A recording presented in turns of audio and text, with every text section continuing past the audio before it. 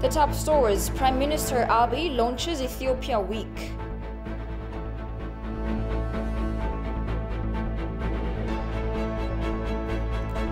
The longtime freedom fighter Andargacho Tsege condemns US intrusion.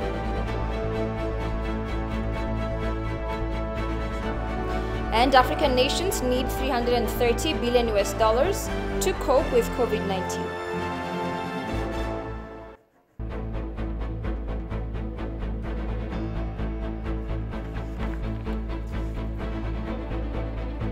Hello and many thanks for joining us. You're watching Addis News Hour with the news. I'm Tabitha John. Do stay with us.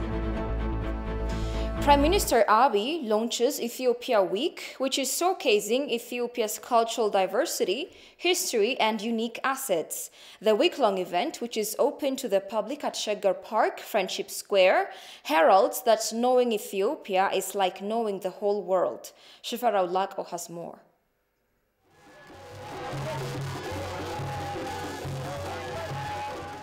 Ethiopia prides itself in its cultural diversity, history, and unique assets anywhere in the world. Here in the capital Addis Ababa, Ethiopia Week has been launched, showcasing this wealth and East African nation trade alternatives, as well as investment destinations, which are open to the public at Shegar Park, Friendship Square. High-ranking government officials, leaders of regional states, members of the diplomatic corps, and invited guests were in attendance of the event, opened as of Tuesday. Welcoming the participants, Prime Minister Abiy Ahmed reiterated that Ethiopia is a proud nation basking in its rich cultural identity and history. Ethiopia is a nation that everyone prides themselves in. The country is also a beacon of pride and bravery as well as prosperity for many nations. This event is also testifies to the fact that Ethiopia is capable of taking the lead and accomplishing whatever it has started as was its custom previously. The Premier has also encouraged everyone to visit and learn of Ethiopia's national wealth. Ethiopian sayaku The event is a great eye-opener to everyone, including those that have hated Ethiopia without properly knowing it. Therefore, make sure you don't lose this opportunity over the week and come and get introduced to Ethiopia. Its glory and fame, whether you are familiar with it or not. Everyone interested in exploring Ethiopia more will have the opportunity to learn of our culture, history, and assets of each regional state. The organizers of the event are the three female ministers of Ethiopia, the Minister of Culture and Tourism, the Minister of Women, Children and Youth, as well as the Urban Development and Construction Minister. They reiterated that knowing Ethiopia is like knowing the whole world. We welcome you all to a new and prosperous Ethiopia that offers unbounded opportunities for investment in a young, dynamic, and skilled workforce, or leisure-filled pleasure, offering rich and unique resources in abundance, be it economic or cultural experiences. This new Ethiopia offers investors a world with unparalleled possibilities that can manufacture the next generation of technology. Ethiopian Week builds on all of these efforts. There is a Somali saying, Ninandul Marin Dayo Malaha, or when any man who has not traveled the earth is truly without a sight. And I say, one who has not traveled to Ethiopia truly has not seen the world fully. The event, which will last till May 24, is expected to showcase Ethiopia's diverse and unique cultural riches, vividly displayed from all the regional states.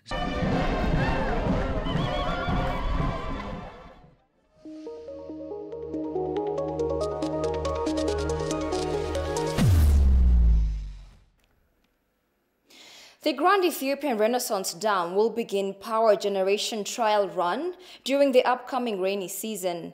The Ministry of Foreign Affairs has today started consultation with representatives of various religious institutions and civic society organizations on GERD On the occasion, it is stated that the dam will commence trial run during the Ethiopian rainy season. A 650-kilometer-long transmission line has been built and synchronized with the national grid as part of the pre-operational works. It is also indicated on the consultative meeting. The Ministry of Foreign Affairs has stated the construction of GERD has reached 80% and the second filling of the dam will be carried out as per the time scheduled. The dam's reservoir will retain 13.5 billion cubic meters of water during the second filling, thereby increasing the total volume of water held in the dam to 18.4 billion cubic meters, the ministry explained. Construction of civil works have surpassed 91%, while the electromechanical and hydrostructure works reached 54.5 and 55.2% respectively. Completion of the dam will increase the nation's electric energy capacity from 73 kilowatts to 220 kilowatts. No force can disrupt the efforts underway to fill the dam and the process in line with filling and operation of the project, the ministry stressed. Representatives of the religious leaders and civic society organizations have pledged commitment to the successful completion of the dam.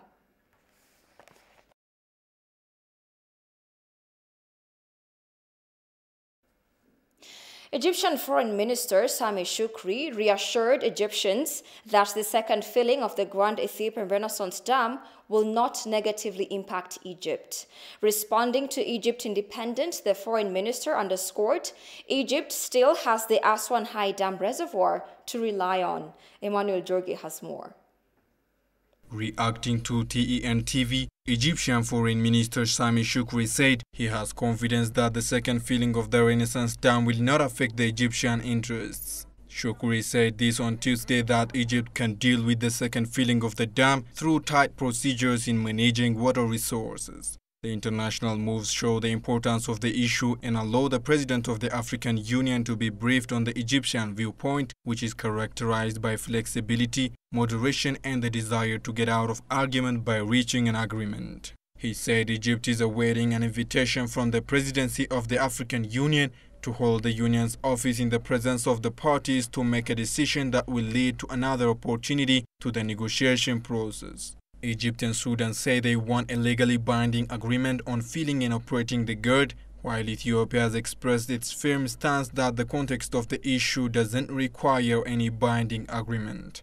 The construction of the dam, which began in 2011, is considered to be one of Egypt's most serious water issues. But Ethiopia time and again has expressed its good faith commitment that the construction of the GERD will not have any significant harm to downstream countries. However, Egypt, which relies considerably on fresh water from the Nile, has voiced fears that the GERD would negatively impact the country's water supply and has insisted that measures be put in place to protect downstream countries in case of drought during the dam's filling process. Currently, the Ethiopian government has extended its open hands to both the downstream countries to come to the African Union-led negotiation table in order to secure a win-win solution to their disagreement. Ethiopia has stressed the importance of the project to bolster its economy, where more than half of the population currently lives without access to electricity, which by any standard is unacceptable in this modern era. An Ethiopian legal expert says filling the dam before the upcoming election is a wise decision in case the election is extended until after the filling of the dam. The expert, Semena Kiros, told ETV that this is a time when external forces are colluding to destabilize Ethiopia, adding this is a delicate matter needing calculated and wise decisions. Goshu Maliso reports.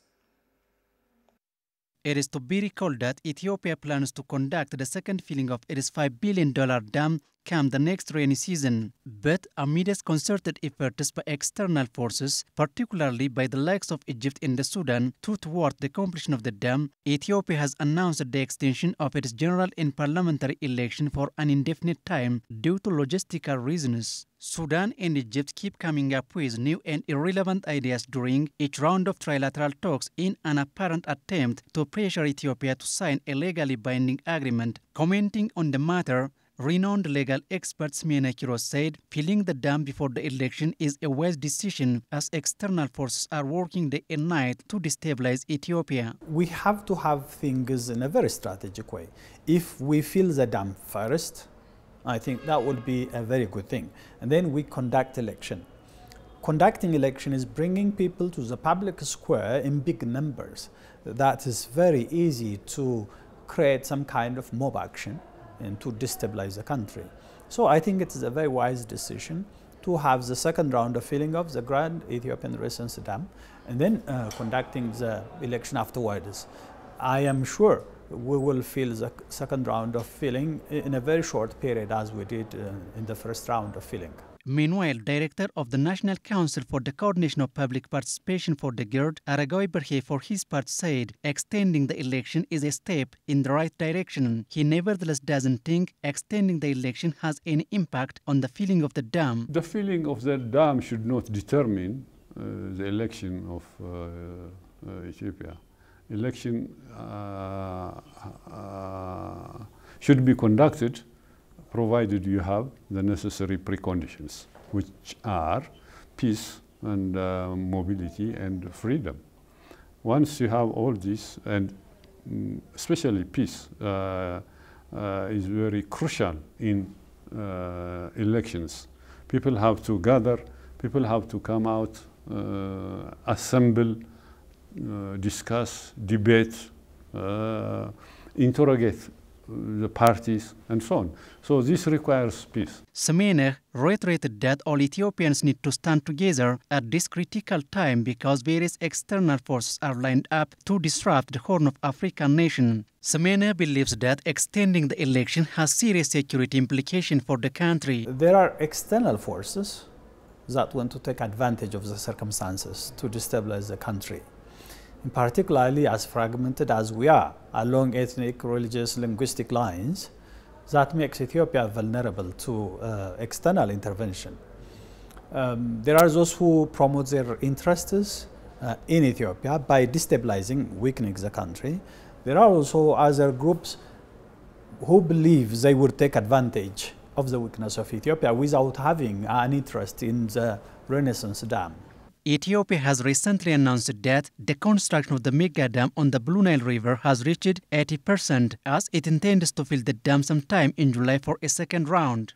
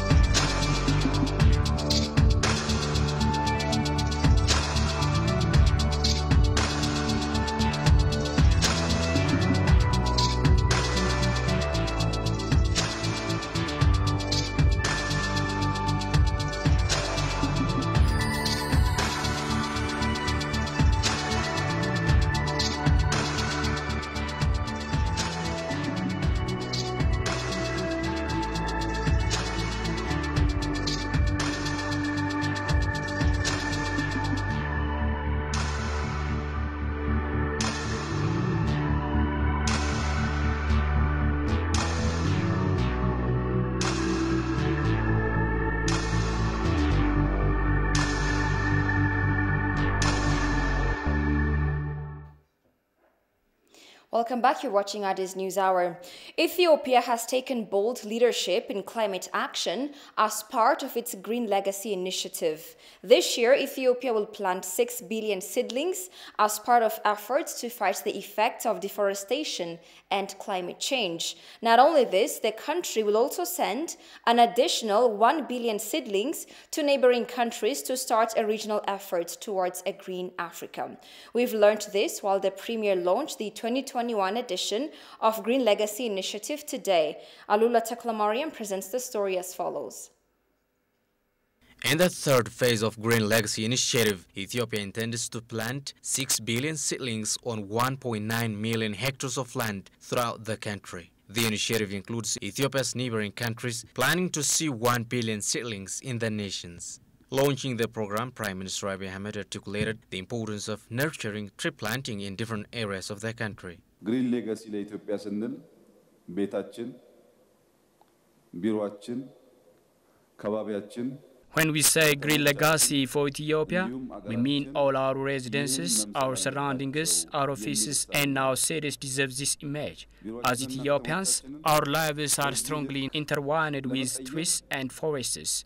If you look at this area, for example, it is all made of local products invested by local knowledge. We did not import anything for this to happen. We did not invite any foreign expert to help us. We rather did it by ourselves. So, we can build the entire nation in this way. The Premier underscored that Ethiopians are well known for translating their words into action once they promise.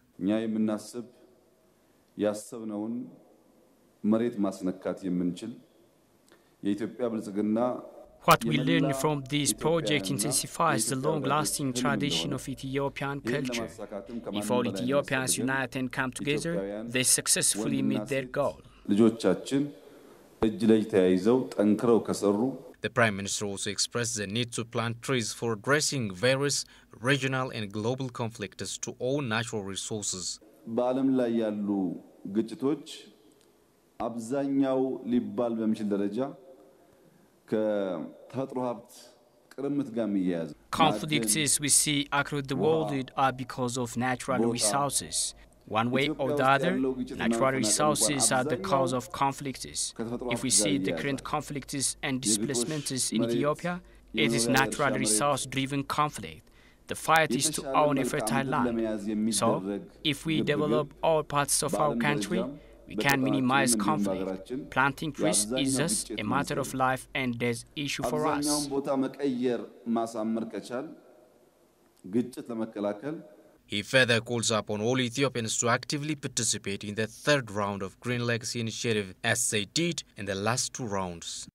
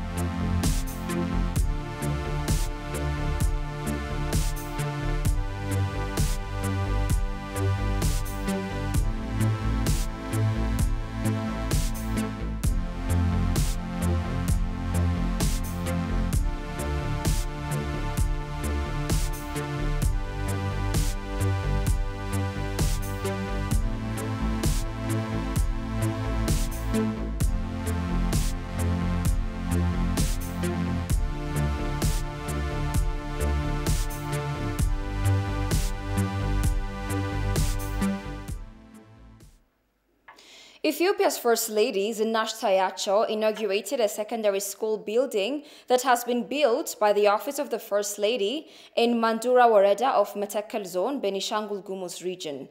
The newly inaugurated Walamba Secondary School, which has been built at a cost of 13.8 million birr, is one of the 20 schools constructed by the Office of the First Lady throughout the country.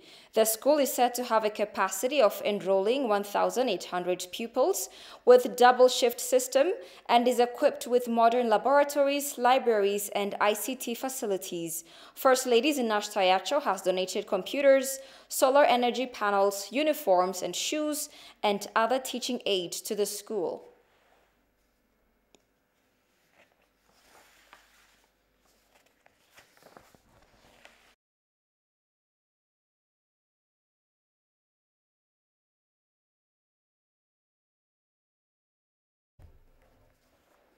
Longtime freedom fighter and prominent politician Andargacho Tsege said Ethiopia has never seen direct interference from any external power in its internal affairs. In an exclusive interview with ETV English regarding the latest statement of the U.S. government on Ethiopia, Andargacho said Ethiopians will keep voicing against any interference that violates the sovereignty of Ethiopia. He said the protest will be held on Friday across the country. The slogan that leads the campaign is to demand really Western governments, especially the US and the UK, to take their hands off Ethiopia and to stop really meddling in Ethiopian internal affairs.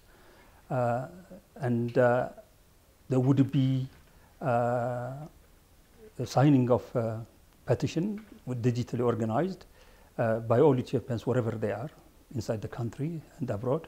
There would be a number of civil organizations, representatives of civil organizations, like the youth organization, the teachers, the workers union, and others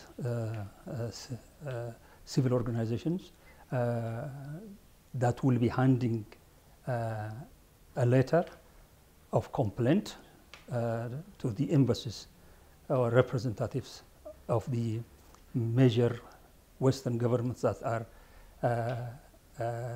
meddling in Ethiopian affairs. And at the same time as well, there are a number of other governments that have stood with Ethiopians in their time of need. We've seen it when the Americans tried to pass a resolution in the UN Security Council. The Russians, the Chinese, and the Indians have more or less really stopped them. So there would be a letter that would be handed to the embassies of this government, thanking them for their just stand. The protest rally, which is organized by the country's influential people, will encompass a number of events day long.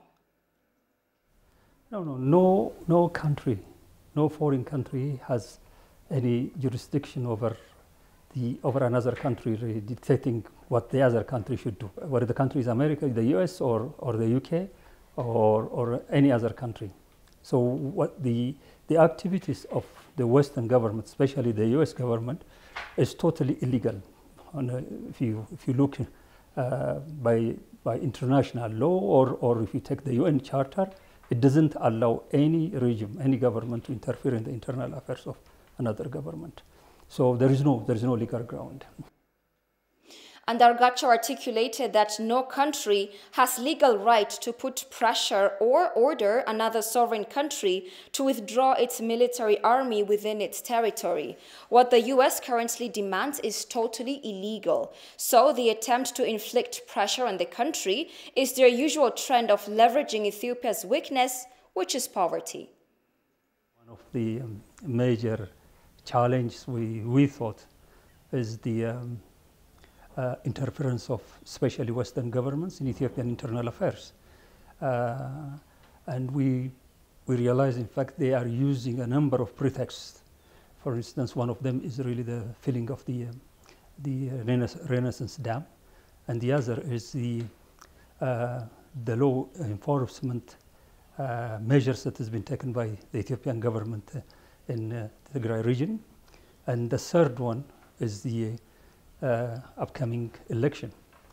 I think in our history, we've never seen really that much direct interference. Western governments trying to give direct order to the Ethiopian government. That has concerned us. This issue has become more national, more an issue of the people. And the small group that is organizing this protest is trying really to rally the general public to express its outrage against Western governments that are directly interfering in Ethiopian affairs. Finance Minister Ahmed Shide discussed with CEO of Development Agency of France, Remy Rieu, on ways of strengthening the economic cooperation between Ethiopia and France. The minister emphasized the need to revitalize the medium-term economic cooperation framework as part of the effort to increase the official development assistance predictability and enhance development cooperation effectiveness between the two countries. They also discussed projects financed and technically supported by AFD, including the Economic Reform Program support, as well as the recent board-approved COVID-19 support to the MSME's Business Sustainability and Jobs Protection Program and implementation of the National Digital ID Program. The government of Ethiopia underlines the importance of these projects and the need to expedite the process to start project implementation as soon as possible. Cooperation between Ethiopia and France began in 1966 when the two countries signed the Cultural, Scientific, and Technical Cooperation Agreement.